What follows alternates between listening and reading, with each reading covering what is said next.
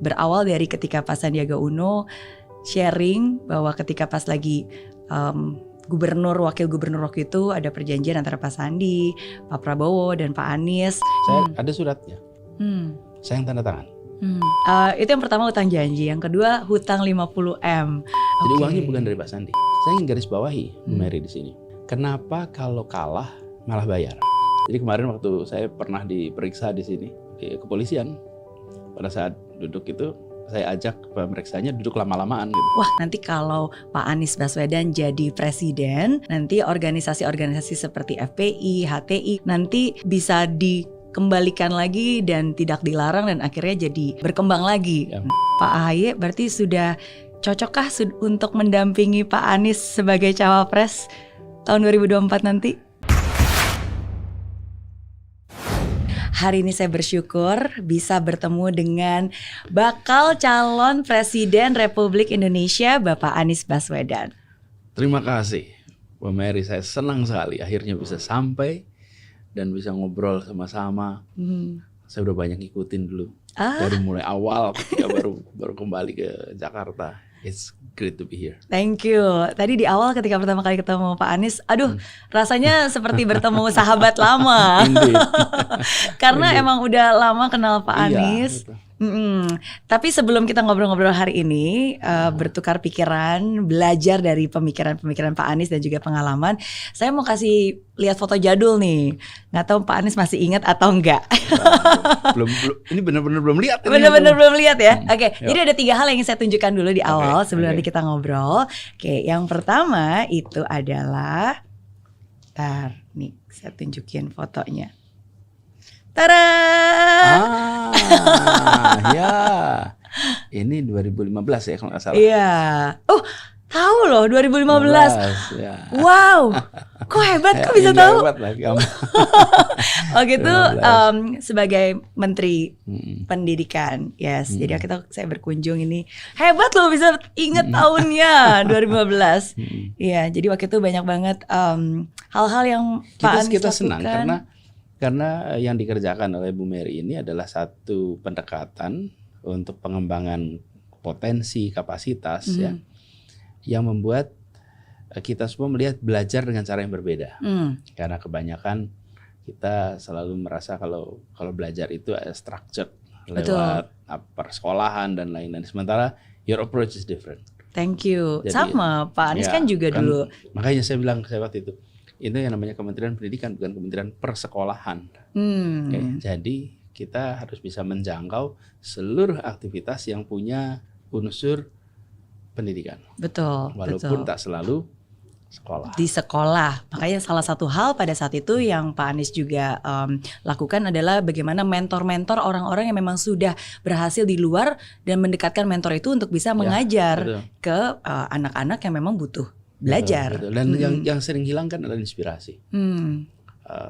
Kalau kita sekedar mengajar, sekedar mendidik masih bisa tuh struktur. Nanti begitu inspirasi itu kan hasil dari satu refleksi, pikiran yang mendalam, kemudian muncul dalam bentuk inspirasi. Nah, teman-teman mentor-mentor ini itu punya pengalaman yang membuat mereka bisa reflektif sehingga diambil manfaatnya bagi anak-anak muda. And that's why I like them. Thank you. Dan pada saat itu, setelah itu sebenarnya walaupun sudah tidak lagi menjabat sebagai menteri, tapi kita sering bertemu di beberapa event, di beberapa acara. Salah satunya nih, saya masih simpan foto jadul. Tada! Ya. Iya. Sebentar, ini 2016 ya? Iya, ini di acaranya Metro TV. Iya, jadi yes, time flies ya. Sudah 7 tahun yang lalu. Betul. Ya, tapi ya itu sih satu hal yang selalu saya kagumi dari sosok Pak Anies, selalu tetap humble, selalu tetap stay relevan. Dan selalu ada di mana-mana juga, dekat dengan masyarakat gitu. Dan walaupun selalu seperti itu ya. Iya. Dan setelah itu Pak Anies menjadi gubernur, belum sempat ketemu dan foto-foto lagi dengan Pak Anies. Biasanya sibuk di ngurusin event, Jakarta. sibuk Jalan-jalan ngurusin sini. Jakarta. Tapi ada satu video yang ingin saya tunjukkan ke Pak Anies, Sure. 15 detik aja. Sure. Terus nanti saya minta komentar tanggapannya Pak Anies. Oke, kita lihat dulu ini. Oke, bentar ya, saya putar 15 detik aja. Saya sungguh-sungguh percaya bahwa tidak kebetulan kalian semua puluhan ribu orang yang hadir di stadion hari ini dan juga yang menonton di Zoom ada di tempat ini. Ingat, kalian adalah sosok yang spesial. Kalian berharga. Dan kalau saat ini kalian nggak merasa, itu karena kalian belum menyadarinya. Oke. Nah, jadi saya berada di tempat yang sangat spesial, Jakarta International Stadium. Dan itu luar biasa. Saya sebagai warga negara Indonesia dan juga warga DKI Jakarta bangga bisa ada tempat semegah itu. Dan apalagi ketika saya punya kesempatan untuk berdiri di sana, membagikan dan membawakan sesi, itu wah, rasanya Beda ya. it just feels so amazing gitu, bisa punya kesempatan dan diberi kesempatan seperti itu. Itu perasaan saya. Sekarang saya membayangkan bagaimana perasaannya Pak Anies Baswedan ketika melihat JIS yang dibangun di masanya Pak Anies. Iya, itu setiap kali lihat begitu ada rasa haru, rasa syukur gitu ya. Betapa sebuah mahakarya yang dilahirkan dari tangan-tangan keringat anak-anak Indonesia yang dididik di Indonesia. Bahkan ini dikerjakan oleh 100% anak-anak Indonesia. Dan sekarang dia menjadi satu bangunan yang memiliki multi manfaat. Bisa dipakai untuk sports, bisa dipakai untuk kegiatan musik, dan bisa dipakai untuk pembelajaran. Bagaimana your session di situ bisa menjangkau puluhan ribu bersamaan. Jadi ini adalah satu, kami istilah mahakarya yang mudah-mudahan akan memiliki dampak positif yang amat panjang. Dan pesan dari bangunan besar ini bukan hanya bahwa itu bisa dikerjakan oleh tangan Indonesia, anak-anak Indonesia, tapi juga ini menggunakan konsep green building, di mana kita pendekatan yang masa depan, lalu dengan teknologi yang baru. Jadi setiap kali lihat itu, setiap kali masuk ya, itu merasakan ada rasa haru, rasa syukur, rasa bahagia. Kemarin juga gitu, saya datang di konsernya Dewa 19. Ya, ketika masuk tuh, Masya Allah, luar biasa ya, puluhan ribu orang berada di sini. Betul. Saya merasakan ketika itu masih tanah kosong, lalu menjalani seluruh proses itu kan semuanya nggak kelihatan ya di belakang. Project begini kan tidak terlihat di depan publik. Dapurnya itu kan panjang. Betul. Dan itu masa pandemi itu nggak ada orang keluar juga. Jadi kami kalau dan masuk banyak kesana, pembangunan stop bahkan sebenarnya waktu kan. itu jalan terus. Justru karena pandemi. Pandemi itu jalan terus. Kenapa? Karena seluruh orangnya diisolasinya di situ. Jadi yang boleh keluar hanya beberapa orang. Yang nyiapin logistik, yang makanan itu yang boleh keluar masuk. Yang ribuan lainnya ada 4.300 orang yang kerja. Itu dalam satu camp disiapin asrama di situ. Wow. Semua orang tidak bergerak. Kan yang penting diisolasi kan. Iya. Jadi mereka isolasinya karantin. Produktif ya. Jadi itu jalan terus. Karena itu banyak yang heran ketika pandemi selesai, kok tau ada gedung gede nih gitu. Karena proses jalan terus, konstruksi jalan terus. Dan memang aturannya membolehkan konstruksi jalan terus. Asal semua pekerjanya tidak keluar masuk. Jadi itu satu contoh sebetulnya. If there is a will, there is a way. Dan kalau kita mau mengerjakannya dengan serius, bisa jadi. Bisa kejadian. Dan ini apa yang terjadi di tempat ini juga satu mega project yang dunia itu mengaguminya. Bayangkan coba. Di mana-mana ya kalau bikin, ini kan stadion gede ya. Atapnya itu dibangunnya di atas. Ini enggak, ini dibangun di bawah. Jadi atap maksudnya? Yang Bu Mary lihat di atas itu pembangunan awalnya itu dikerjakan di bawah lalu didongkrak ke atas. Di hampir semua stadion kalau dibangun itu ya dikerjain ini rangkainya dirangkainya di atas. Di atas, Kalau ini dikerjain di bawah lalu didongkrak ke atas. Nah beratnya atap itu sekitar 3.400 ton. Kan 15 tahun. Iya. Kira-kira kalau satu mobil aja itu maksimal 1,5 ton lah, satu mobil itu. Jadi bayangkan ada 2.000 mobil diangkat bersamaan. That's no small work. Meleset selesai. Kenapa itu dikerjakan? Karena waktu itu ngejar waktu. Dan ternyata itu menjadi sebuah keberhasilan yang sekarang ini menjadi bahan-bahan kuliah, bahan seminar Fakultas Teknik Sipil di seluruh dunia. Jadi orang tuh belajar tentang Indonesia loh yang mengerjakan ini gitu. Ternyata bisa ya dengan cara seperti itu ya. Dan prosesnya dengan rekamannya lengkap ya. Jadi, tapi ini menunjukkan bahwa kalau kita itu push yang namanya target, maka kita akan selalu bisa mengeluarkan potensi-potensi yang kita miliki. Dan saya waktu itu sering sampaikan pada teman-teman juga di DKI. Saya kutip Michelangelo yang mengatakan bahwa what I'm afraid of is not that you fail to achieve your target. But what I'm afraid of is that you achieve your target and your target is too low. Betul. Jadi ketika kita membangun sesuatu, mengerjakan sesuatu, aim high. Habis itu gunakan seluruh sumber daya yang tersedia untuk bisa mencapai itu. Dan JIS ini adalah salah satu contoh yang dalam bentuk satu lokasi. Hal lain banyak kita kerjakan, tapi banyak lokasinya. Kalau ini tuh in a single venue, kita akan bisa menyaksikan itu. Terima kasih sudah dipakai. Terima kasih sudah jadi tempat pendidikan. Sama-sama. Dan sekarang setiap kali lewat situ, ya bukan hanya gedung yang diingat, tapi proses untuk bisa membuat gedung ini bisa berdiri. Dan saya sangat setuju seperti yang Pak Anies bilang bahwa ketakutannya sesungguhnya bukannya kita punya mimpi yang tinggi, habis itu tidak tercapai. Tapi ketakutan yang sesungguhnya adalah sebenarnya ketika kita punya mimpi terlalu rendah dan itu tercapai. Berarti kan sebenarnya kita tidak memaksimalkan potensi yang sebenarnya bisa dilakukan. Ya, dan jangan takut the power of kepepet, karena rasa kepepet itulah yang seringkali menstimulasi pikiran-pikiran kreatif ya, Pak Anies ya. Oke, iya.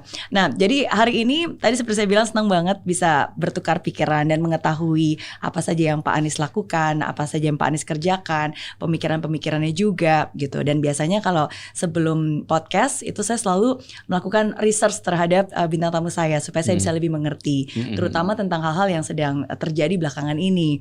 Nah, jadi ketika saya melakukan hal yang sama kepada Pak Anies, saya temukan di masyarakat itu ada banyak hal yang masyarakat sedang bicarakan.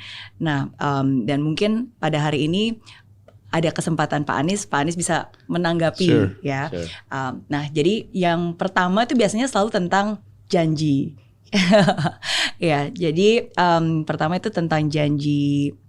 Hutang janji ya kan, jadi tentang hutang ya sih. Pertama adalah hutang janji, berawal dari ketika Pak Sandiaga Uno sharing bahwa ketika pas lagi gubernur wakil gubernur waktu itu ada perjanjian antara Pak Sandi, Pak Prabowo dan Pak Anies gitu. Dan sebenarnya nggak menyebutkan isinya apa, tapi masyarakat melakukan rumor dan bilang bahwa salah satu isinya bahwa Pak Anies nggak akan nyapres kalau Pak Prabowo nyapres. Tapi kan sekarang ternyata dua-duanya capres gitu. Nah, bagaimana tanggapan Pak Anies? Ya, sebenarnya sederhana. Pak, saya sampaikan pada waktu mulai bekerja bahwa saya akan fokus di Jakarta 5 tahun. Saya akan fokus Jakarta 5 tahun. Dan sesudah Pilkada 2017 itu ada Pilpres 2019. Ya. Jadi saya sampaikan saya tidak akan tengok kanan kiri, saya akan full 5 tahun di Jakarta. Karena itu saya tidak akan mengikuti Pilpres. Walaupun Ibu Mary kalau ingat ya pada saat debat pertama, debat calon gubernur loh. Jadi bukan debat calon gubernur. Pertanyaan pertama dari panelis itu begini, Pak Anies, apakah Bapak akan maju Pilpres atau tidak? Loh, ini lagi debat gubernur ditanyain Pilpres. Saya bilang no, saya akan di Jakarta, dan itu rekamannya ada, namanya juga debat kan, dan rekamannya. Jadi sesederhana itu. Tuntaskan 5 tahun, sesudah itu kita nggak tahu apa lagi yang terjadi. Saya tidak tahu apakah saya akan kembali mengajar, apakah saya akan meneruskan di pemerintahan. Kalau meneruskan di pemerintahan, apakah tetap di Jakarta, apakah untuk tugas yang berbeda. Jadi kita komit 5 tahun dan komitmen itu saya pegang. Jadi ketika di tahun 2018 saya diajak untuk menjadi wakil pasangannya Pak Prabowo, saya sampaikan juga kepada beliau, Pak Prabowo, terima kasih atas undangannya. Ini sebuah kehormatan. Tetapi saya punya komitmen untuk menyelesaikan di Jakarta selama 5 tahun. Jadi saya rasa itu, dan memang kuncinya adalah menyelesaikan janji dengan warga Jakarta. Karena janji saya dengan warga Jakarta banyak. Saya tanda tangan tuh kontrak-kontrak politik dengan warga jaringan rakyat miskin kota, dengan kampung akuarium, dengan masyarakat kaki lima, itu semua janji-janji yang saya harus tunaikan. Apa yang saya harus sampaikan kepada mereka kalau setelah 1 tahun saya pergi, kemudian nanti mereka tidak lagi percaya kepada proses demokrasi karena yang bertanda tangan untuk mengikuti pemilu begitu saja meninggalkan. Saya tidak mau kerjakan itu, dan itulah yang kemudian saya laksanakan. Sesudah itu selesai, saya nggak tahu berikutnya apa kan. Dan apalagi tahun 2017, dari mana kita tahu apa yang akan terjadi 5-7 tahun yang akan datang. Tapi itulah komitmennya dan itu yang dilaksanakan. Terima kasih Pak Anies sudah menanggapi dan setuju. Pak Anies sudah memenuhi janji untuk bisa menyelesaikan masa tugas sebagai gubernur, dan bahkan bukan hanya itu, approval ratingnya pun juga sangat baik. Alhamdulillah. Dan memang ketika ngobrol itu memang nggak nyebut tahun. Misalnya saya berjanji menyelesaikan 5 tahun. Tidak ada menyebut 5 tahun sampai tahun 22, kemudian tidak akan ikut 1-2 dia. Ya kira-kira nggak gitulah kira-kira. Itu yang pertama, hutang janji. Yang kedua, hutang 50M. Yang terakhir Pak Sandi menyebutkan setelah didoakan dan juga dipertimbangkan, didiskusikan dengan keluarga, beliau ikhlaskan hutang 50M itu. Menurut tanggapan Pak Anies? Jadi begini, pada masa kampanye itu banyak sekali yang melakukan sumbangan. Banyak sekali. Ada yang kami tahu, ada yang kami tidak tahu. Dan ada yang memberikan dukungan langsung kepada apakah relawan, apakah tim. Nah, kemudian ada pinjaman, sebenarnya bukan pinjaman, dukungan yang pemberi dukungan ini meminta dicatat sebagai hutang. Jadi dukungan yang minta dicatat sebagai hutang. Lalu kami sampaikan, bila ini kan dukungan untuk sebuah kampanye, untuk perubahan, untuk kebaikan. Bila ini berhasil, maka itu dicatat sebagai dukungan. Bila kita tidak berhasil dalam pilkada, maka itu menjadi hutang yang harus dikembalikan. Jadi itu kan dukungan tuh. Nah, siapa penjaminnya? Yang menjamin Pak Sandi. Jadi uangnya bukan dari Pak Sandi. Itu ada pihak ketiga yang mendukung.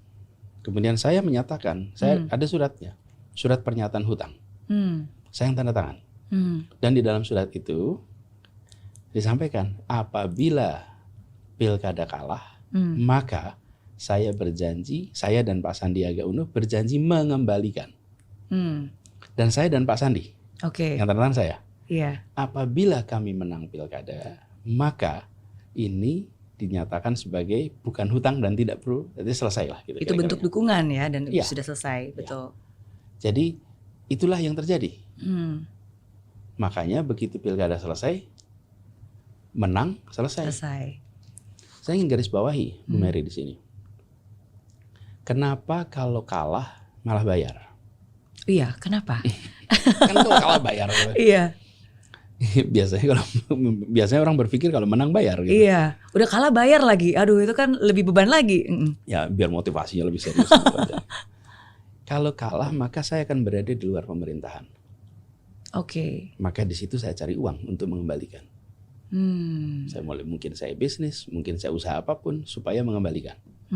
Saya di luar pemerintahan.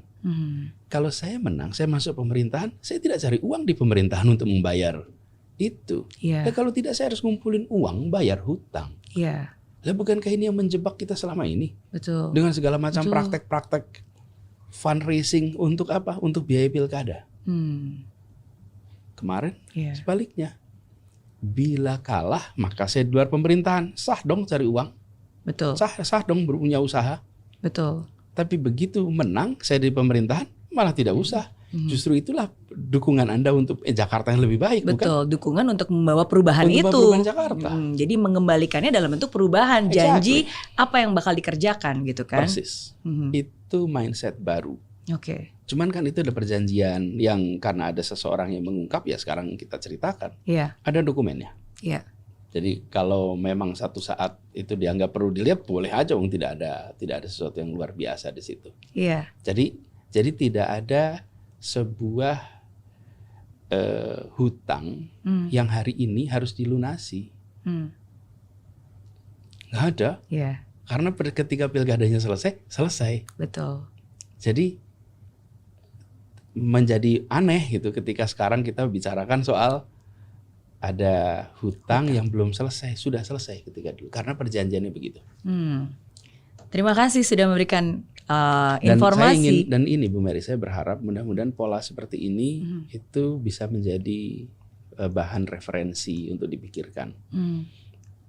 Bahwa mendukung itu untuk perubahan. Ya. Bukan mendukung sebagai investasi untuk nanti dikembalikan dalam bentuk privilege. Gitu, mindset itulah yang harus dirubah ya.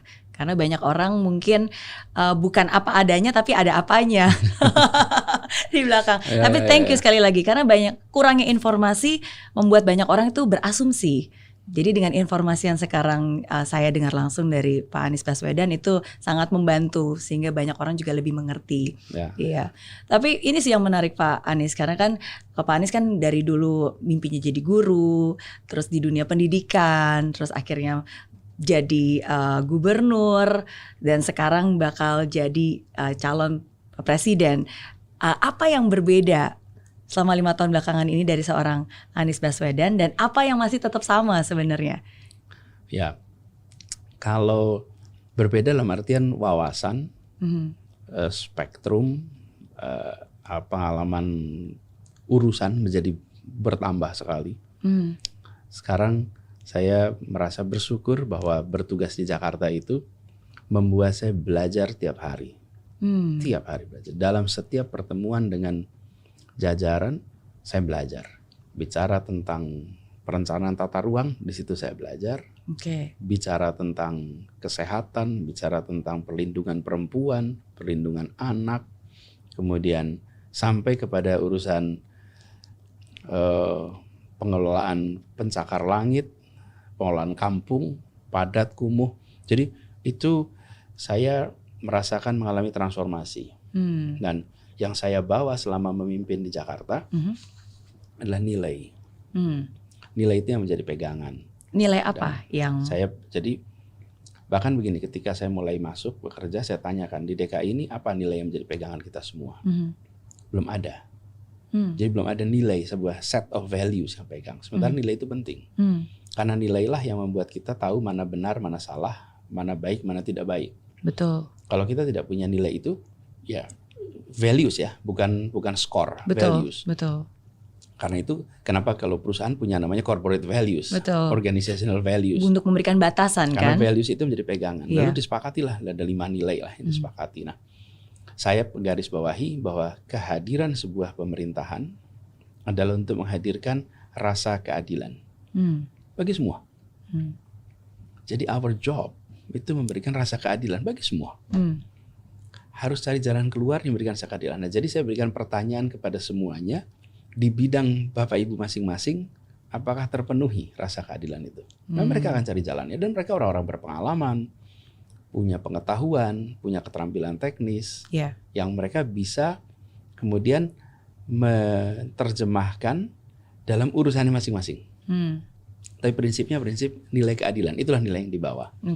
Jadi saya merasa ada pengembangan yang luar biasa secara pengalaman, secara pengetahuan yang itu membuat saya bisa merasakan bagaimana sebuah kebijakan yang makro menjadi eksekusi mikro sangat praktis.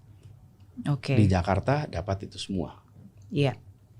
Dari mulai yang makro sampai yang mikro. Jadi kalau dulu saya bertugas di kementerian, saya mendapatkan tugas di sisinya policy, eksekusinya di tingkat daerah. Seluruh Indonesia. Ya. Ya. Tapi kalau di Jakarta itu dari mulai policy-nya sampai eksekusinya. Jadi itu yang yang tidak berubah.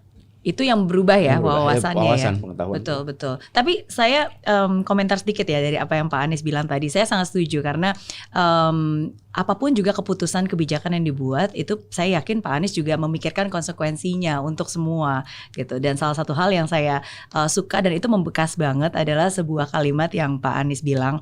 Contohnya nih kalau kita mensupport para UMKM, bagaimana Pak Anies bilang harus bisa membesarkan yang kecil tanpa mengecilkan yang besar.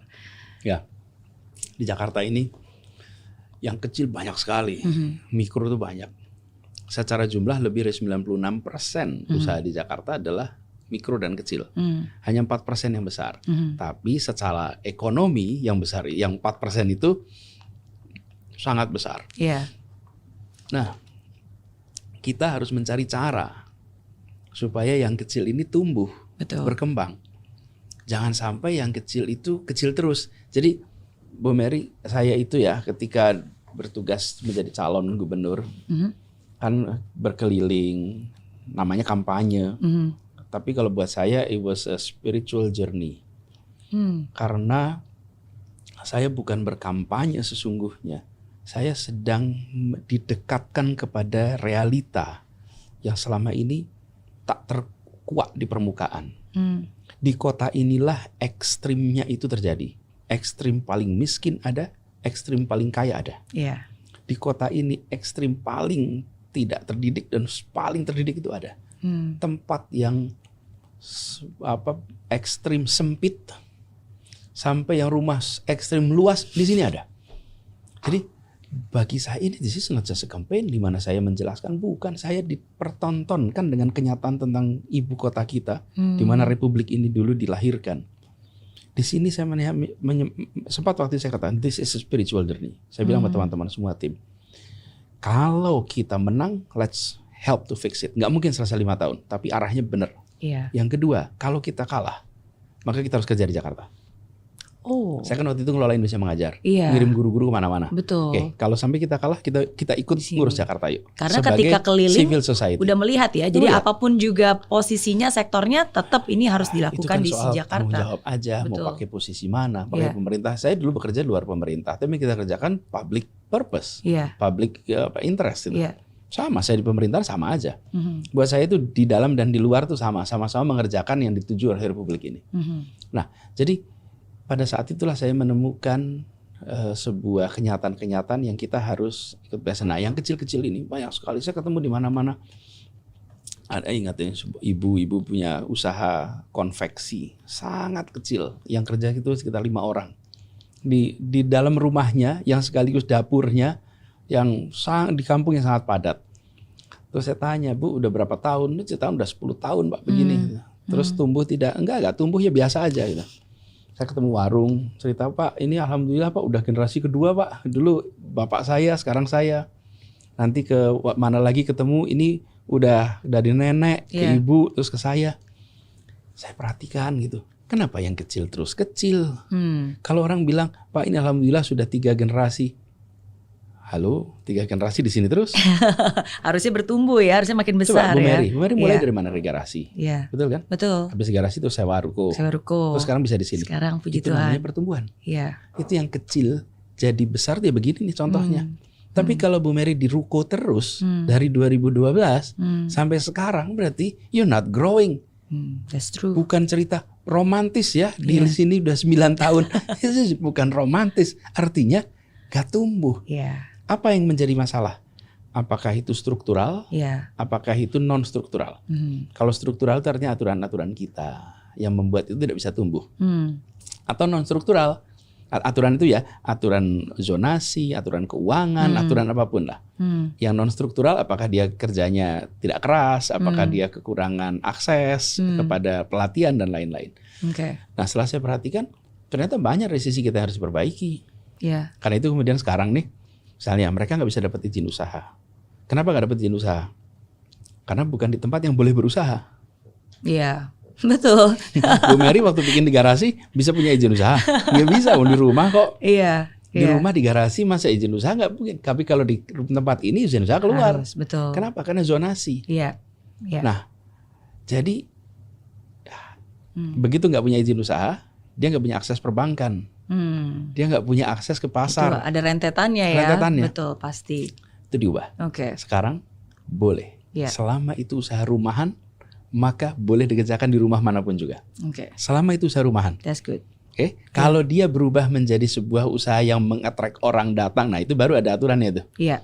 Tapi kalau dia masak catering sehari bisa untuk 75 orang, 100 orang di rumahnya sendiri, seperti dia masak untuk rumahnya, dia dapat izin usaha untuk catering. Begitu dia dapat izin usaha catering, maka dia dapat NPWP untuk itu. Kemudian namanya IUMK. Kemudian dia langsung bisa masuk kepada pasar online tuh. Jadi marketplace digital dia bisa jualan di situ. Saya pernah Bu Mary ke sebuah warung kaki lima makan pecel lele. Kemudian saya itu kok lama sekali nggak datang nih pecel lelenya nih. Jadi saya tanya di mana ini pecel lele mana pecel lele? Maaf Pak, antriannya panjang. Ini lagi ngelayanin online. Di samping itu banyak sekali ini. Ojol ya? Saya mengira pangkalan. Ternyata mereka tuh nunggu pesanan jadi. Lokasinya kaki lima, bentuknya tenda, ordernya online. Kenapa? Karena dia punya izin usaha, dia punya NWP, dia masuk marketplace online. That's it. Yang kecil mendadak tersambungan dengan pasar yang luas. Dulunya yang bisa masuk ke sana yang mana? Udah gede-gede itu. Restoran ya udah besar. Mereka lah yang bisa tersambungkan kepada marketplace. Nah ini contoh bagaimana membesarkan yang kecil. Tanpa mengecilkan yang besar. Kadang-kadang kita besarin yang kecil sambil musuhin yang besar. Jangan, yang besar ini kita butuhkan. Betul. Ada hal contoh sederhana lagi, misalnya. Dulu Jalan Jenderal Sudirman dan Jalan Tamrin itu akan ditutup dari motor roda 2. Saya bilang ini. Kenapa ditutup? Ya supaya mengelola lalu lintas. Sebentar. Itu pesanan online yang diantar naik motor berapa per hari? Kami cek. Do you know how many deliveries a day? 500.000. 500.000 per hari? Delivery per hari. Lewat jalan itu. Dari mana taunya? Ya untung ada aplikasi online. Data ya. Datanya kelihatan. Iya, big data. Itu tahun 2018 ya data itu. Saya nggak tahu hari ini, barangkali lebih banyak lagi. Bayangkan kalau kita tutup. Itu order-order makan siang, makan malam, snack dari macam-macam. Dari ribuan rumah tangga nggak bisa diantar ke situ. Atau kalau diantar dengan harus kendaraan mobil. Lebih mahal ya. Itu yang disebut sebagai structural. Kita bicara keadilan sosial. Jangan sampai jalan yang paling prestigious di Indonesia namanya Jalan Sudirman dengan bisnis distrik sentralnya di situ, justru dia tidak memiliki dampak kepada rumah tangga yang ada di seluruh Jakarta. Ketika kita membuat sebuah kebijakan, sadari apakah ini memenuhi value kita menghadirkan keadilan sosial. Kalau tidak, let's fix it. Karena itu kenapa kemudian motor boleh. Karena kita ingin agar mereka yang punya usaha dan membutuhkan akses itu nggak terhalang. Gitu kira-kira. Thank you. Ya, again sekali lagi tidak mudah untuk memimpin Jakarta dengan jutaan penduduknya, dengan jutaan pemikiran-pemikirannya yang mungkin berbeda ya, tapi tetap harus ada seseorang yang melakukan, yang berani step up menjadi pemimpin dan melakukan perubahan hal itu. Saya yakin tidak mudah. Kalau dari Pak Anies sendiri, apa sih masa paling sulit yang pernah Pak Anies rasakan? Masa paling sulit, paling stres. Pernah stres nggak sih? Iya, masa paling sulit, masa paling menantang itu sebenarnya ketika masa saya berkuliah di Amerika. Oh, justru masa sulitnya pada saat itu? Iya, masa. Kalau bisa dibilang, kenapa? Karena kesulitannya itu tidak selesai dalam, kan ada kesulitan yang tantangan itu selesai dalam 1 minggu, 2 minggu. Ini bertahun-tahun tantangan itu. Oke. Saya dapat pendanaan itu dari namanya Fulbright, beasiswa Fulbright. Sesudah itu selesai saya master, saya meneruskan PhD, itu biasanya dari universitas. Dan beasiswa dari universitas itu untuk satu orang. Kalau saya berangkat dari Indonesia, dibiayai dari Indonesia, maka ada biaya untuk keluarga, biaya untuk berangkat pulang. Kalau ini hanya untuk satu orang, tapi saya dengan keluarga. Oke. Jadi kami itu sebulan dapat stipend sebagai asisten dosen. Uang saku ya? Stipend bulanannya itu $970. Tapi 640 itu langsung dipakai buat apartemen. Sisanya 300. Jadi pada masa itu saya harus kerja ekstra untuk mendapatkan pendapatan yang cukup. Karena saya dengan istri, dengan anak satu waktu itu. Jelas 300 itu nggak akan cukup. Karena kebutuhan, kan 1 bulan aja nggak cukup tuh, $10 sehari. Gitu. Nah, jadi pada saat itu saya di satu sisi harus bekerja 20 jam di kantor, di kampus, harus sambil kuliah dan sambil mencari pendapatan tambahan. Jadi saya waktu itu kerja tambahan. Saya ini merchant di eBay. Oh iya. Saya merchant di eBay. Jualan online? Jualan online. Jualan apa? Saya jualan online itu, jadi sebelum online itu ramai saya udah jualan online. eBay juga masih baru sekali. Bahkan saya sering cari namanya Craigslist. Craigslist itu nanti boleh cari sejarahnya tuh. Craigslist itu masih yang ini apa namanya numerik tuh, belum websitenya itu belum pakai mouse lah kira-kiranya. Masih pakai apa namanya non grafik semuanya. Non grafik, Itu namanya Craigslist, itu jual beli barang di situ. Jadi saya di Craigslist dan eBay. Wah, baru tahu. Ya, terus ada Craigslist itu lebih lama lagi tuh. Nah, jadi saya kalau hari Jumat Sabtu saya akan hunting, cari barang-barang garage sale. Saya beli, saya rapikan, saya foto, kemudian fotonya juga pakai foto.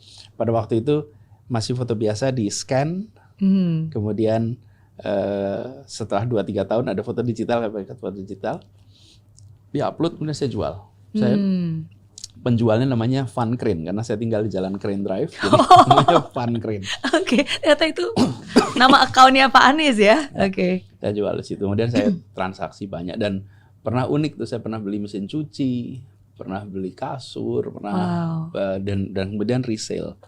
Jadi saya jual lagi, saya rapikan, mesin cucinya tuh dirapikan, dibersihin sampai bagus betul, difoto lagi dijual. Tantangannya pas delivery itu, nganterinnya, aduh mesin cuci itu ampun. Nah, jadi tantangan besar di situ. Bahkan saya ada periode ya, saya harus bekerja. Jadi waktu itu saya sekolah di School of Public Policy. Kemudian ada teman saya bidangnya biologi. Saya tanya sama dia, ini saya lagi cari extra income. Kalau ada pekerjaan-pekerjaan, I'll do it. Ada nih lab kami di Departemen Biologi lagi perlu orang gitu. Dan nggak ada yang mau gitu. Apa pekerjaannya? Pekerjaannya itu kasih makan caterpillar. Kasih makan caterpillar. Merawat caterpillar. Caterpillar. Tahu caterpillar kan? Tahu, sebelum ulat itu kan, sebelum jadi kupu-kupu. Ulat yang menjadi kupu-kupu. Jadi saya datanglah ke situ. Jadi tempatnya kok bulat gitu, ada tutupnya, di dalamnya ada caterpillarnya, di bawahnya ada daun, lalu ada kapas. Jadi tugas saya adalah membersihkan pupnya, ngambil pupnya caterpillar, kemudian ambil daunnya, diganti daun yang baru. Kemudian ganti kapas baru, kasih air supaya lembab, dan kemudian setiap hari begitu. Jumlahnya 1.200 caterpillar. Jadi satu lab itu isinya ulat semua. Ya ulat itu kalau kita ngobrolin gini enak pas dilihat. Iya. Mau lunch itu rasanya kayak lihat. Jadi ada 1.000 lagi 1.200 ya kan? setiap hari. Saya kerjakan itu selama summer sampai semuanya selesai project. Jadi itu adalah masa di mana kami harus menjalani begitu banyak urusan yang secara waktu sangat ketat, bekerjanya bisa dibilang non-stop. Di balik 20 jam yang resmi itu harus ngerjain yang sangat banyak, macam-macam itu pekerjaannya. Dan di dalam sebuah proses belajar yang sangat menantang. Itu adalah masa yang kalau dibilang sulit, itu masa yang sangat sulit. Nah, kadang-kadang kalau orang melihat kan belajar di luar nyaman, enak. Yang kelihatan tuh yang foto-foto. Iya. Ya, di balik foto-foto yang menyenangkan itu ada sebuah tantangan yang luar biasa. Dan perjuangan luar biasa. Di kampusnya sendiri kita ini ya, satu kelas itu hanya 5 orang, 6 orang. Itu satu kelas, sebenarnya seminar. Bacanya bisa 1.300 sampai 1.600 halaman per minggu. Kalau nggak baca, di antara 5 orang itu ketahuan. So harus belajar benar, harus menguasai betul, bisa menunjukkan bisa kontribusi di dalam diskusi. Di sisi lain ada tekanan kebutuhan finansial yang cukup tinggi. Dan saya sebagai kepala rumah tangga ya harus, karena kita perginya kan bukan cuma sendiri ya, ada keluarga, tanggung jawab istri dan anak. Bereskan itu semua. Dan itu berjalan bukan sebulan 2 bulan, itu berjalan bertahun-tahun. Tapi itu yang kemudian menempa untuk tahan, tabah, tuntas, tak mudah menyerah. Kemudian itu semua ketika misalnya begini, menjalani ngasih makan Caterpillar 1.200, pada saat menjalani itu ya ketika nengok lagi ya, luar biasa ya ngasih makan segitu banyak. Menjijikkan itu ketika lihat 1.200. Butuh kesabaran dan kebesaran hati kan, ini udah PhD sebenarnya. Nah, dan pikir-pikir waktu itu nggak ada orang yang mengerjakan. Saking nggak adanya terus orang seperti saya dari tempat lain harus mengerjakan. Nah, pada saat menjalani kita tidak tahu manfaatnya. Saya juga nggak tahu manfaatnya, kecuali sekedar saya supaya dapat pendapatan aja yang sah gitu. Sekarang saya merasakan manfaatnya. Saya tahan untuk mengerjakan hal yang repetitif, completely repetitif, berulang-ulang terus. Insya Allah tahan. Harus mengerjakan, duduk 8 jam, 9 jam kuat. Dalam arti sesungguhnya. Jadi kemarin waktu saya pernah diperiksa di sini, di kepolisian, pada saat duduk itu saya ajak pemeriksanya duduk lama-lamaan gitu, jadi saya nggak bangun. Dia akan tahan gitu, karena saya pernah merasakan harus duduk dalam durasi yang cukup panjang, yang memang harus belajar, itu semua proses pembelajaran. Jadi buat kita semua yang sedang menjalani yang sulit-sulit, yakinlah bahwa itu adalah sebuah pembekalan. Tapi yang disebut sebagai hikmah itu datangnya besok. Nggak mungkin hikmah datang kemarin. Betul. Jadi hikmah itu datangnya besok. Nah, karena hikmah datangnya besok, just do it. Learn from it. Dan dari situ nanti akan dapat pembelajaran. Jadi itu contoh-contoh kalau bilang masa sulit, masa yang menantang gitu. Itu tidak enak dijalani, tapi enak diceritakan. Karena ada pembelajaran luar biasa. Itu is all about mindset sih Pak Anies. Karena kalau orang yang mindsetnya benar, sesulit apapun yang dijalani, nggak enak apapun yang dijalani, pasti dia akan selalu berprasangka baik dan berpikir, oh ini pasti ada hal yang baik nih yang bisa saya dapatkan. Akhirnya ya jadi baik gitu. Jadi kalau bicara soal itu betul mindset dan positif aja. Bahwa dengan mengerjakan itu semua. Bahkan saya pernah ya waktu dalam rangka itu, saya itu mengerjakan analisa statistik, analisa terutama analisa statistik lah, waktu itu di sana nggak banyak orang yang bisa melakukan. Jadi saya ini bekerja sebagai subkon. Ada sebuah perusahaan yang memberikan jasa analisa. Saya datang ke perusahaan itu, saya mau daftar, mau bekerja, rapi udah pakai jas segala macam gitu. Terus ketika dia ngobrol, dia bilang, udah gini aja, Anda nggak perlu kerja di kantor. Anda kerjanya di rumah, nanti barangnya saya kirim, datanya dikirim, nanti Anda analisa, kirimin. Saya pernah jadi transkriper. Transkriper ini. Jadi satu kaset, itu it's a good money. Satu kaset yang 1 jam itu bisa sampai $100. Nah, itu pakai record, pakai tape yang play-nya pakai kaki. Jadi saya ngetik di sini. Saya ngetik, dibunyiin suaranya, kan itu saya harus transkrip jadi naskah. Jadi biasanya wawancara-wawancara penelitian itu. Satu kaset, kemudian saya dengerin pakai headphone, kakinya yang mencet play. Jadi itu tape-nya khusus. Saya terjemahi, saya transkrip itu. Itu satu kaset bisa sampai 10 jam, 8 sampai 10 jam. Walaupun kasetnya 1 jam tuh. Tapi ngerjainnya kan ngerjainnya betul. Satu-satu diulangin gitu. Itu saya kerjakan banyak sekali kalau orang-orang penelitian pada punya kaset itu. Nah, saya kerjakan di malam hari. Jadi udah Udah tugas selesai sekolah, ngurusin rumah juga udah. Nanti mulai jam 11 malam, saya mulai itu ngetik tuh. Nah, itu adalah masa yang hari ini enak diceritakan. Tapi pada waktu itu, bayangin ngetik sampai 1:30 pagi. Terus nanti jam 5 udah bangun, udah siap-siap lagi. Siap lagi, terus itu. Nah, tapi itu bukan masa berat, itu masa sulit. Oh beda ya masa sulit dan masa berat ya. Tapi benar sih kalau misalnya kayak tadi saya yakin semua saya sebagai anak perantau dan perantau-perantau lainnya pasti bisa relate ya bagaimana kita harus bisa bertahan di tengah situasi dan keadaan. Ya, dan sendirian. Dan sendirian gitu. Kayak tadi Pak Anies bilang kan harus tabah, harus tekun, harus tangguh. Dan saya yakin semua itu pasti tidak jauh karena kehidupan spiritualitas dari Pak Anies sendiri yang saya yakin itu menguatkan Pak Anies. Saya itu yakin betul bahwa di dalam agama kami, di agama Islam, itu yakin bahwa Allah itu tidak akan memberikan ujian yang kami tidak sanggup untuk mengembannya. Hal paling spiritualitas atau mukjizat apa nih yang mungkin Tuhan pernah bantu, pernah tolong yang Allah hadir di setiap kesempatan dalam semua yang saya jalani. Saya selalu yakin bahwa dibukakan pintu-pintu kemudahan lewat jalan yang saya tidak duga sebelumnya. Ini contoh sederhana aja. Contoh sederhana. Tadi saya cerita, saya lagi butuh cari pekerjaan. Toto classmate saya, dia dari departemen lain, bidangnya biologi, nggak nyambung. Saya di public policy. Saya cerita, ini kan kayak dikirim untuk ngasih solusi. Kemudian jadi selalu ada. Nah, kalau spiritual journey dalam artian exposure itu pengalaman di Jakarta.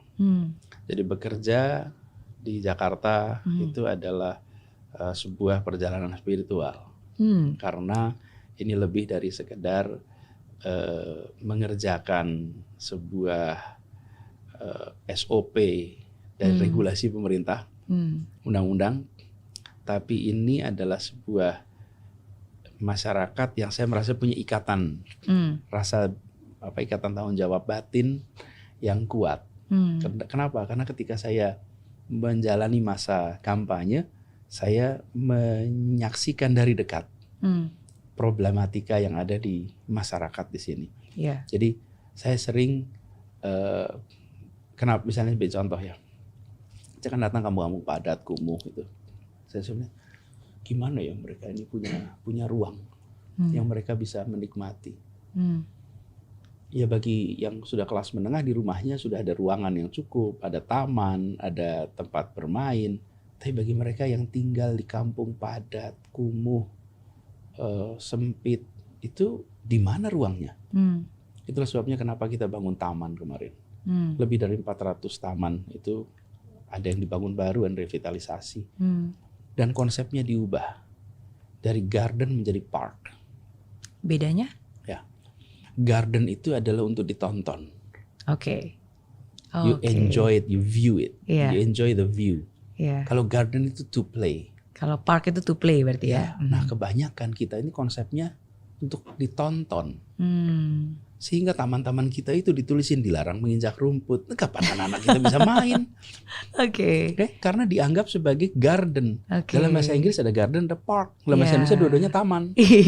Nah, benar juga ya. Jadi kita shifting itu.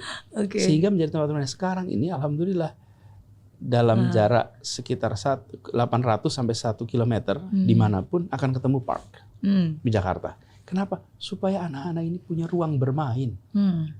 Mereka itu ingin punya ruang terbuka yang mereka bisa menikmati. Yang mereka merasakan negara hadir. Memberikan ruang terbuka untuk mereka. Ruang bermain itu. Lalu bikin trotoar itu kemarin.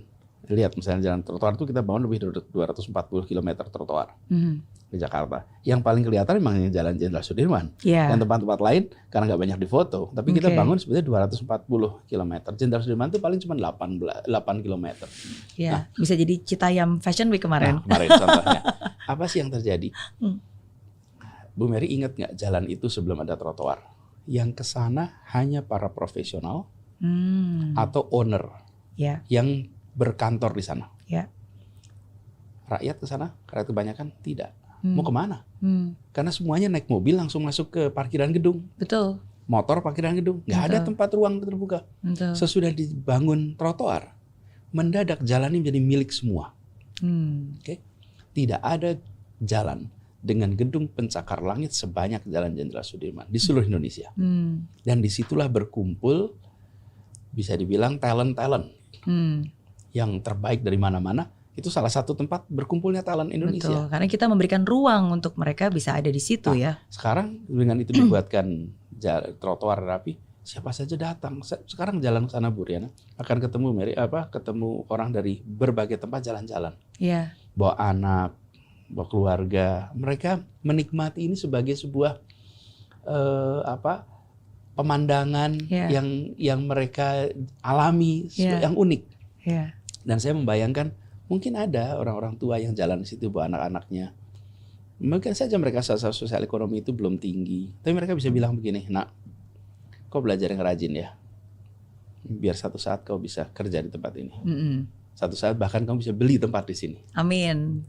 Ya. Nah itu nggak bisa terjadi kalau kita tidak membayangkan yang kita kerjakan adalah untuk masyarakat kebanyakan. Itulah yang saya sebut sebagai spiritual journey. Jadi ini bukan sekedar menjalankan regulasi, undang-undang. Ada perasaan saya ingin mereka bisa merasakan yang dirasakan orang yang lain. Oke. Bu Mary mungkin lihat di Bundaran HI itu. Sekarang ada halte baru. Dan itu ada anjungannya. Kemarin saya keluar abis ada meeting kan. Terus wah ini bagus sekali. Pernah naik nggak ke anjungannya? Belum pernah. Pernah, sekali-sekali cobain. Jadi gini, kita ini kan berapa kali ada acara di gedung-gedung yang di sudut sana. Iya. Lalu view-nya kayak gini nih, kayak lihat ke arah Bundaran HI. Iya. Terus sambil saya berdiri di situ, saya lihat kapan ya rakyat kebanyakan bisa merasakan yang saya rasakan ini. Pemandangan Bundaran HI dari gedung yang tinggi di sekitarnya indah sekali. Iya. Tapi rakyat kebanyakan nggak bisa merasakan itu. Kenapa? Karena di tempat-tempat itu kafe yang harganya nggak murah, restoran yang harganya nggak murah, nggak mungkin. Just not possible. Dibuatlah halte itu. Iya. Sehingga sekarang siapa saja bisa menikmati itu dan datang ke sananya nggak usah naik kendaraan pribadi, pakai MRT, Transjakarta. Sehingga ya itu kan bagian dari halte. Yeah. Kalau naik Transjakarta malah langsung ke situ. Toh kalau ke sana naik mobil, naik motor malah cari tempat parkir. Yeah. Jadi itulah yang saya maksud dengan spiritual journey. Jadi ini bukan sekedar soal melaksanakan peraturan. Kan tugas pemerintah melaksanakan peraturan, undang-undang dan lain-lain.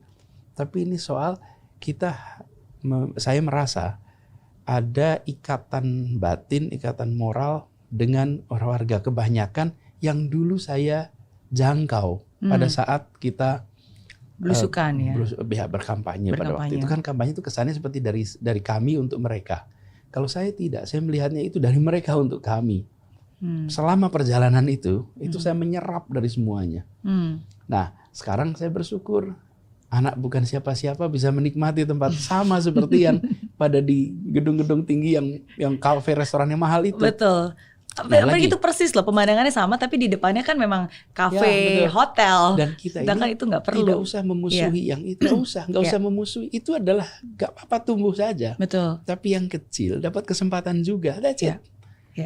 Karena itu yang besar nggak usah khawatir. Kadang-kadang kalau kita bicara tentang memberikan kesempatan pada yang kecil sambil memusuhi yang besar, enggak. Yang restoran itu nggak kemudian dipajakin 2 kali lipat, sama aja. Tapi yang penting yang kecil dapat, gitu kira-kira. Itu spiritualnya. Tapi itu sih, saya selalu salut sama Pak Anies. Bagaimana Pak Anies bisa menjaga hati, tetap benar-benar memberikan dan melakukan sepenuh hati, walaupun di luar banyak omongan kanan kiri. Karena kalau kita berbicara tentang asumsi, hoax, gitu ya, saya yakin pasti banyak banget asumsi-asumsi yang salah gitu terhadap Pak Anies yang mungkin orang tidak mengerti. Kalau menurut Pak Anies sendiri, apa nih asumsi tersalah yang pernah orang punya terhadap sosok Anies Baswedan? Serius. Saya serius. Oh gitu. Asumsinya berpikir bahwa Pak Anies serius. Serius, kemudian kutu buku, kemudian nggak bermain, nggak relax, itu yang paling sering muncul. Jadi bayangannya mungkin karena saya itu sekolah ya agak, dan kemudian kalau barangkali kalau bicara saya sampaikan dengan runtut gitu.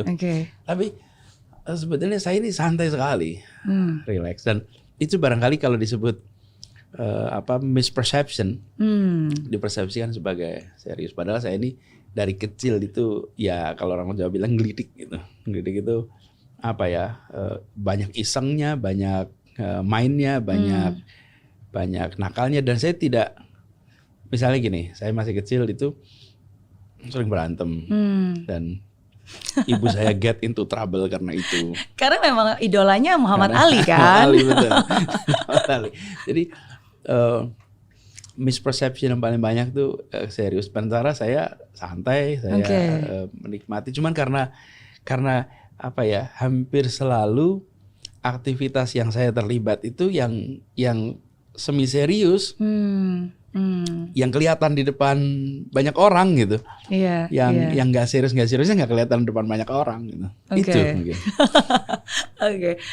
Karena kadang-kadang ada beberapa orang atau mungkin beberapa kelompok masyarakat yang memiliki asumsi dan berpikir bahwa Pak Anies itu radikal, Pak Anies itu menggunakan agama untuk berpolitik, untuk memenangkan sebuah pertandingan kompetensi.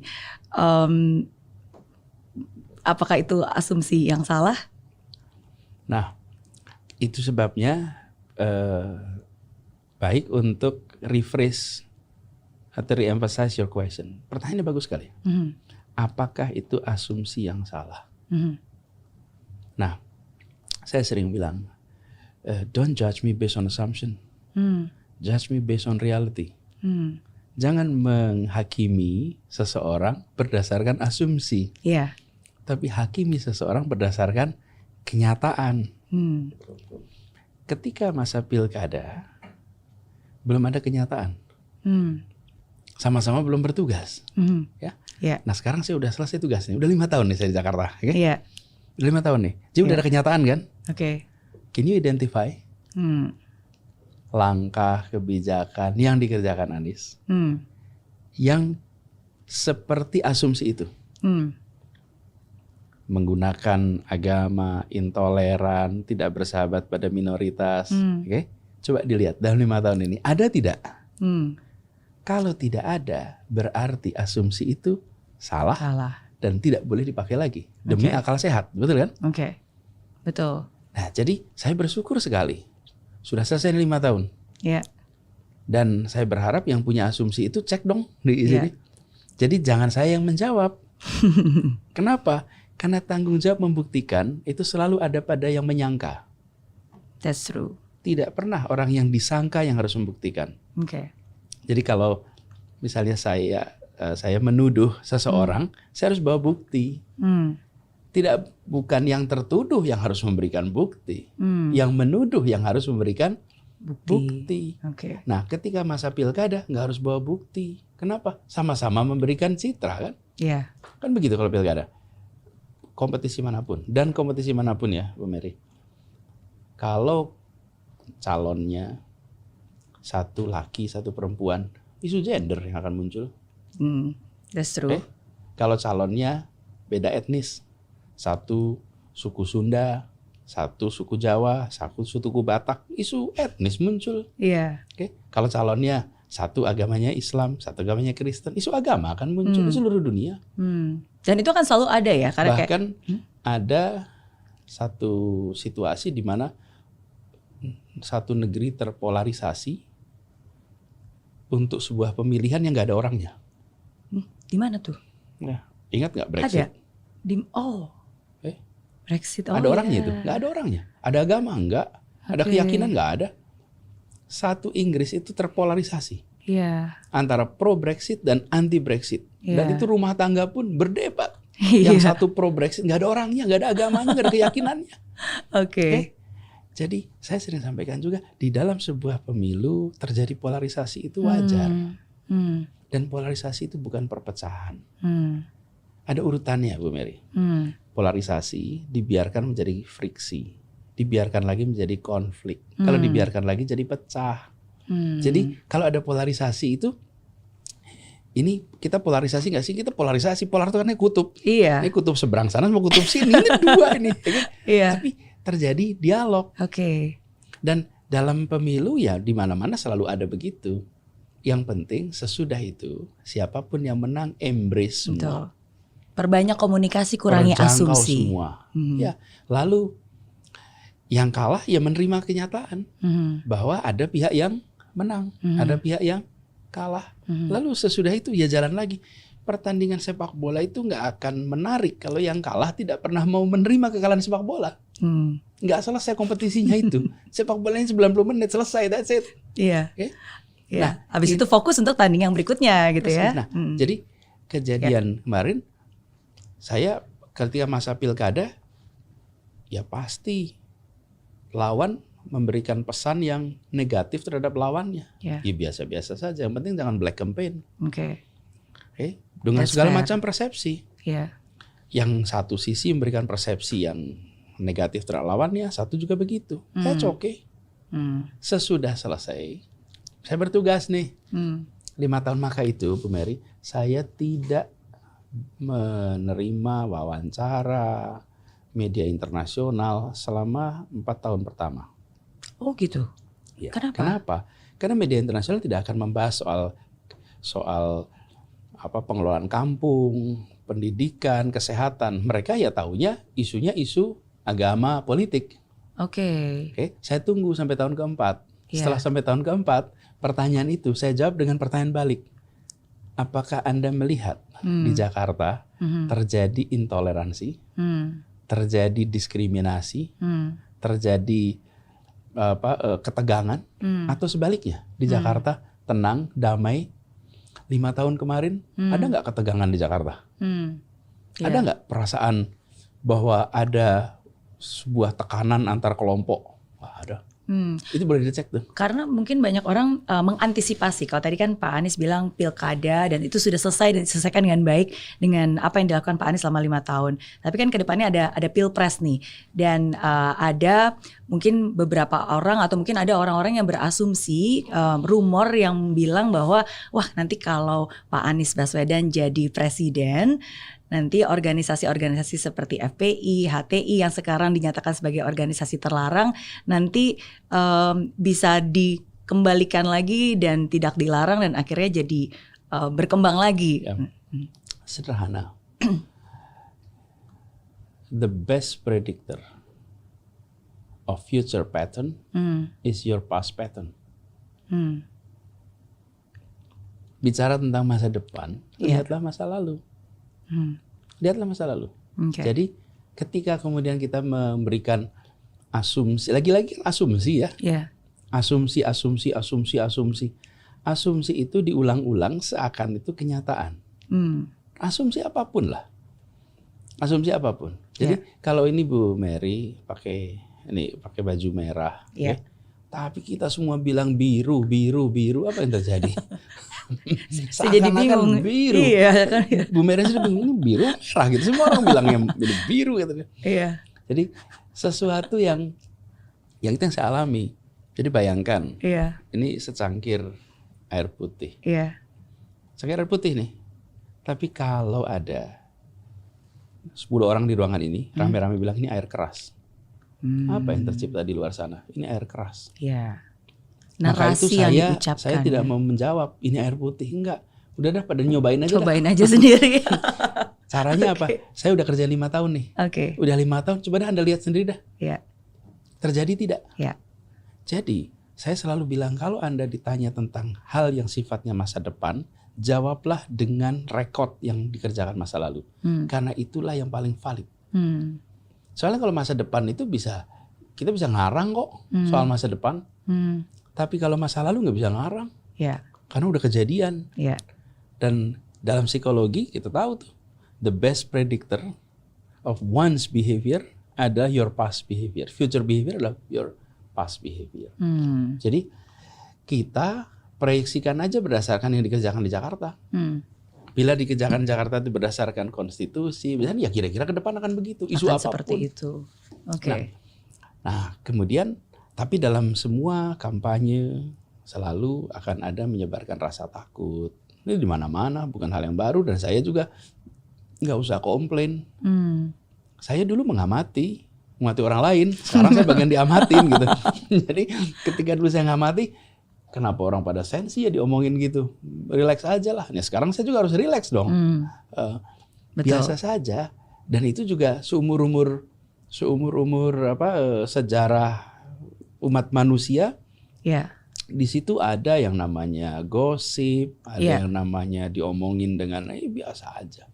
Kita fokus pada apa yang mau kita kerjakan. Betul. Dan tidak usah menghabiskan ruang di dalam pikiran kita untuk itu, karena itu saya nggak pernah bahas. Saya tidak pernah mengomentari, jalan aja. Kenapa? Karena saya yakin yang saya kerjakan ini insya Allah benar, untuk kepentingan orang banyak, dan itu saya pegang. Juga ketika kerja di Jakarta, saya kalau ambil keputusan itu 4 hal nih.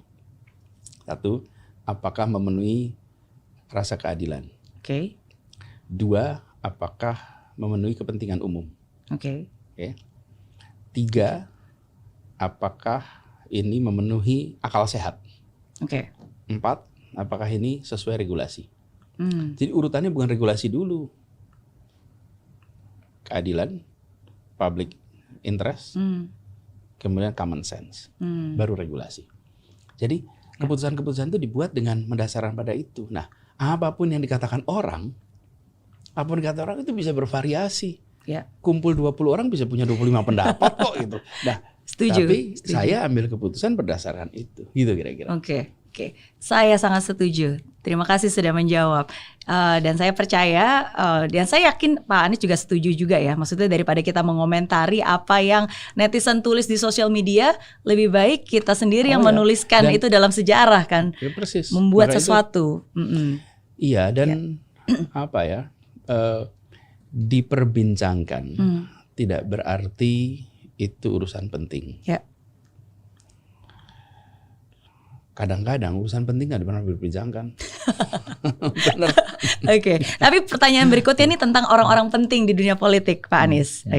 Saya akan menyebutkan 5 nama tokoh politik, teman-teman politik sebenarnya, dan saya minta komentar jujur dari Pak Anies.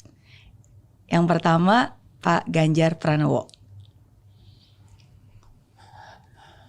Seorang gubernur yang memikirkan masyarakat Jawa Tengah dan teman lama. Kita sama-sama kuliah di Gajah Mada. UGM ya. Beliau 3 tahun di atas saya secara angkatan. Tapi sempat berinteraksi di sana. Dan orang baik. Pak Prabowo. Seorang patriot, seorang pejuang yang telah mendedikasikan sebagian besar hidupnya untuk menjaga kedaulatan Indonesia. Dari mulai menjadi prajurit sampai sekarang menjadi Menteri Pertahanan. Wow. Pak Jokowi. Seorang yang bisa menjadi inspirasi, dedikasi dalam bekerja yang luar biasa, komitmen untuk delivery atas apa yang dikerjakan sangat tinggi, yang kemudian juga menjadi inspirasi dan bukti bahwa demokrasi di Republik ini memberikan kesempatan kepada siapa saja. Bagaimana seorang anak dari keluarga sederhana berkesempatan untuk memimpin kota, berkesempatan untuk memimpin provinsi, dan kemudian berkesempatan untuk memimpin sebuah negara. Bila kita tidak mengadopsi prinsip demokrasi, tapi mempertahankan aristokrasi, maka orang biasa-biasa saja tidak bisa. Dan banyak negara tetangga kita harus anak seseorang untuk bisa berada di posisi itu. Pak Jokowi jadi inspirasi. Pak Sandiaga Uno. Jadi gini, Pak Sandi itu ibu kita bersahabat. Ibu kita teman sekelas sejak kuliah. Jadi Ibu Min Uno dengan Ibu Aliyah itu satu kelas di Bandung. namanya Fakultas Pedagogi Unpad. Wow.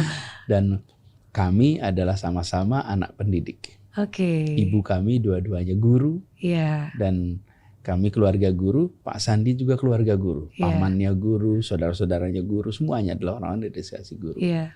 Kami bersahabat sejak lama dan tidak pernah membayangkan bahwa persahabatan dari ibu kepada anak kemudian berjalan bersama di pilkada dan bertugas bersama. Jadi partner bahkan. Ya, jadi Pak Sandi akan selalu menjadi sahabat sampai kapanpun. Dan beliau dan keluarga selalu menjadi saudara kita sampai kapanpun. Yang kelima, Pak AHY, Agus Harimurti Yudhoyono. Seorang anak yang cerdas, yang memiliki prestasi sejak usia belia. Ketika masih SMA di Taruna Nusantara, ketika taruna, seorang anak potensial yang pada masa itu ayahnya masih menjadi komandan Korem. Belum seorang pejabat tinggi. Anak dari keluarga pejuang. Kakeknya Pak Sarwo Edi Wibowo adalah pejuang yang garda terdepan menghadapi komunis ketika menjadi komandan RPKAD, Kolonel Sarwo Edi Wibowo. Saya hormat sekali pada keluarga Pak Sarwo dan kemudian Pak Mas Agus Harimurti Yudhoyono ini seperti generasi ketiga pejuang yang kemudian muncul sekarang sebagai salah satu figur muda di dalam perpolitikan kita yang punya pengalaman di dalam kemiliteran dan sekarang pengalaman di dalam perpolitikan. Jadi saya bersyukur sekali melihat pribadi-pribadi ini dari dekat dan berkesempatan untuk belajar di semua. Ini ya, Bu Mary, terlepas dari soal pertanyaan 5 nama ini, Mary. Saya ini pembaca biografi sejak kecil, biografi siapapun, dan saya paling banyak, saya selalu merasa setiap kali membaca biografi itu belajar banyak. Nah, ketemu dengan pribadi-pribadi ini, semua termasuk yang 5 tadi, selalu jadi kesempatan buat belajar. Berbicara tentang yang terakhir, Pak AHY, berarti sudah cocokkah untuk mendampingi Pak Anies sebagai cawapres tahun 2024 nanti? Semuanya ada waktunya. Semua ada waktunya. Semua ada waktunya. Kita jalani satu-satu. Kita jalani satu-satu. Oke, siap. Apa pilihan paling sulit yang pernah atau mungkin sedang dipikirkan oleh Pak Anies? Pilihan paling sulit. Pilihan paling sulit. Sebenarnya begini, saya setiap kali ketemu dengan persimpangan, itu saya ikuti perasaan arah yang ada pada diri saya. Kemudian memerlukan approval, saya sholat istikharah. Tapi saya ikut pada apa yang sudah ada kecenderungan. Karena ketika kita ketemu dengan persimpangan itu selalu kita udah punya ini kok, udah punya kecenderungan kok gitu. Ikutin aja. Dan itu yang saya kerjakan selama ini. Jadi saya dalam perjalanan hidup itu ketemu keputusan-keputusan yang harus diambil dalam waktu yang relatif cepat. Misalnya begini, saya harus memutuskan ketika mau sekolah itu, saya diterima sekolah di Inggris, di Scotland, saya terima sekolah di Amerika. Saya harus putuskan dalam waktu yang hampir cepat. Ambil mana? Karena rute hidupnya berubah nih nanti. Betul. Kemudian saya harus ketika mau kembali, saya harus memutuskan antara mau pulang kembali ke Jogja atau kembali ke Jakarta. Itu juga keputusan besar yang harus diambil. Ketika kemudian saya sudah bekerja di Jakarta, saya dalam persimpangan baru tuh. Ada tawaran untuk bekerja A, bekerja B, bekerja C. Di situ saya harus ambil keputusan. Nah, itu keputusan-keputusan sulit ya yang harus diambil. Tapi kalau keputusan-keputusan sulit itu tidak berarti berat. Saya kan sering bilang. Iya. Kenapa sulit sama berat beda? Bedanya apa? Enggak, begini. Sulit dalam artian banyak faktor yang harus dipertimbangkan. Karena itulah menjadi tidak sederhana, jadi sulit. Berat ringan itu perasaan. Berat ringan itu perasaan. Betul juga sih. Ya. Sebenarnya kadang-kadang nggak sulit ya, cuma berat aja gitu ya. Ya. Nah makanya saya sering katakan urusan yang saya harus kelola di Jakarta itu besar, tapi tidak berat. Karena berat ringan itu perasaan. Kalau berat saya nggak tidur tuh kalau malam. Saya nyatanya alhamdulillah tidur terus. Betul. Saya nggak ada, ya selesai pekerjaan selesai. Betul. Jadi dan saya yakin betul bahwa Allah Tuhan itu selalu akan memberikan jalan keluar rupanya. Benar, insya Allah ada jalan keluarnya. Betul. Nah, jadi setiap kali menghadapi keputusan-keputusan yang disebut sulit, faktor banyak itu saya ikut pada your gut feeling. Pertanyaan terakhir, apa pelajaran paling berharga yang hidup pernah berikan untuk Pak Anies Baswedan?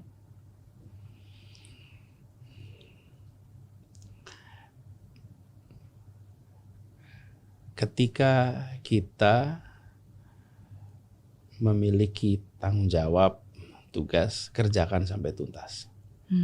Kemudian ketika kita berhadapan dengan situasi-situasi yang sulit, yakinlah bahwa Anda bukan orang pertama yang menjalaninya.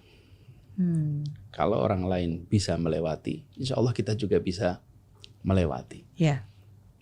Dan yakin bahwa Tuhan, Allah Subhanahu wa Ta'ala selalu akan memberikan jalan keluar lewat rute-rute yang tidak terduga sebelumnya. Yakin aja, itu nanti akan jalanin. Dan nikmati perjalanan ini sebagai pengalaman. Jadi dinikmatin aja sebagai pengalaman. Kalau kita menikmati, maka tidak menjadi berat. Tapi kalau kita tidak menikmati, itu jadi berat. Saya beri contoh, Bu Mary. Saya kalau diajak ke toko elektronik sama anak-anak, sama yang lain, saya bisa 3 jam di toko elektronik itu. Oh iya. Dan ketika diajak pulang, nanti dulu dong, ini masih nyoba ini, nyoba itu. Kenapa? Gitu. Karena menikmati sekali. Suka gadget ya. Ya, suka gadget, nyobain sound system, nyobain TV, nyobain macam-macam. Ada alat-alat yang baru-baru. Jadi saya dulu kalau ada waktu yang longgar, waktu zaman saya masih pergi nyetir sendiri, saya sudah mampir tuh ke toko elektronik sekedar browsing aja, nggak beli apa-apa. Nah, tapi kalau saya diajak ke toko baju, sama istri saya nih, baru setengah jam aja udah kapan pulang ya? Masih lama nggak gitu? Padahal AC-nya sama, ruangannya sama-sama nyaman. Kenapa? Karena saya nggak menikmati yang saya jalani gitu. Kalau saya sangat menikmati Pak, lupa waktu. Jadi di situ bedanya. Walaupun kita menjalani, tapi kalau kita tidak menikmati yang kita jalani terasa berat. Tapi kalau kita menikmati yang kita jalani, nggak terasa berat. Nah, pekerjaan juga begitu. Kalau pikiran, hati, tindakan itu sync, selaras ya, maka selaras ya kita akan menjalani dengan tanpa beban. Tapi kalau nggak sejalan, waduh berat betul. Ini saya berikan contoh toko baju tadi. Aduh, baru setengah jam dilihat, fair masih lama nggak ya? Masih lama nggak ya? Padahal sama suami saya juga gitu. Tapi kalau ke toko buku, waduh dia lupa waktu. Kalau nemenin saya belanja, nggak tahan. Jadi kita punya situasi di mana kita akan tahan di tempat yang kita menikmati. Nah itu yang saya tadi bilang, ya menikmati yang kita jalani. Walaupun yang jalani itu mungkin berbeda-beda. Makanya kita sering ketemu dengan orang yang mungkin secara status sosial ekonomi belum makmur, tapi mereka bahagia. Ada yang status sosial ekonominya udah luar biasa tinggi, belum tentu bahagia. Ada juga banyak yang bahagia. Jadi nikmati yang dijalani. Dan saya ini yang terakhir nih, jadikan perjalanan sebagai pengalaman. Apa bedanya? Ada orang yang menjalani tanpa mengalami.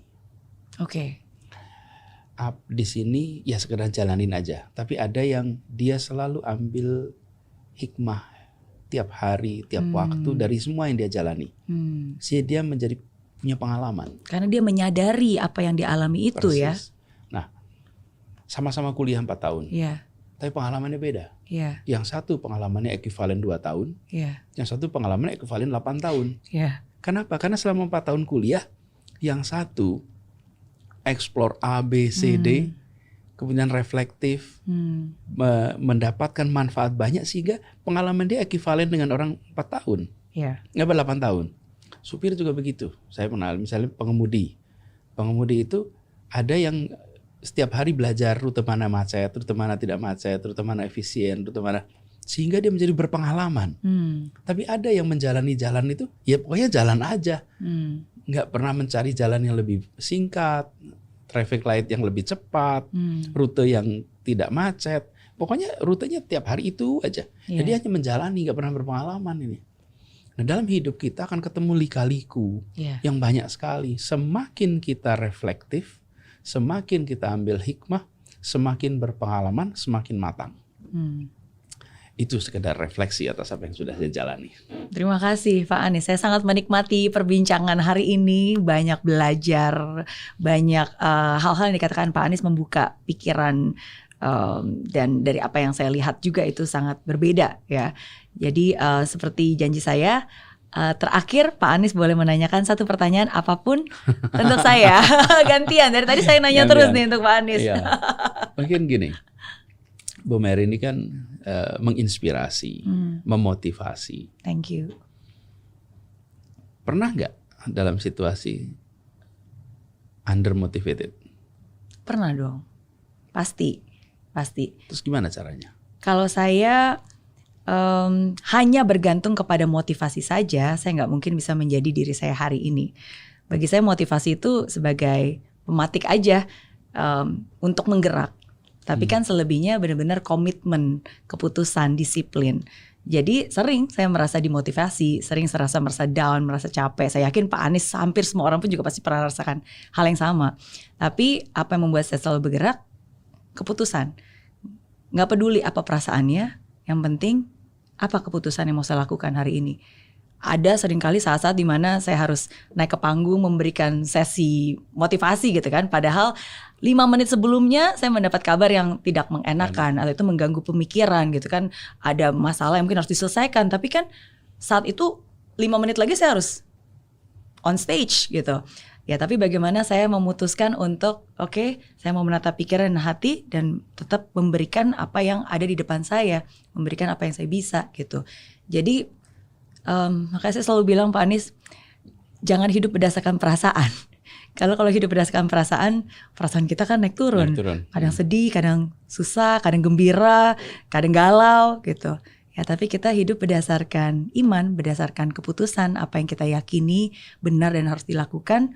Nggak peduli perasaannya, nggak peduli perkataan orang, ya lakukan saja gitu. Itu sih yang biasanya membuat saya terus bergerak. Terima kasih. Sama-sama. Terjawab. Thank you. Terima kasih juga. Makasih udah diundang. Aku yang makasih udah sharing. Dewa sama-sama. berkesempatan untuk sharing di sini. Dan terima kasih atas pertanyaannya. Karena saya termasuk yang mempercayai bahwa kita harus membuat pertanyaan dan menerima pertanyaan untuk terus belajar dan untuk bisa ambil keputusan dalam urusan apapun. Jadi setiap ada pertanyaan itu sesungguhnya pemantik berpikir. Dan terima kasih udah membuat saya berpikir juga di tempat ini. Karena itu sih yang saya yakini Pak Anies. Perbanyak komunikasi dan kurangnya asumsi. Kalau kita nggak komunikasi, akhirnya lebih banyak narasi-narasi dan asumsi-asumsi yang mungkin itu tidak benar. Tapi saya berterima kasih hari ini bisa ngobrol sama Pak Anies. Sama-sama. Thank you. Sehat selalu, sukses selalu, juga. Semangat. Dan teruslah jadi yang menggerakkan. Amin. Terima kasih. Sama-sama. Thank you.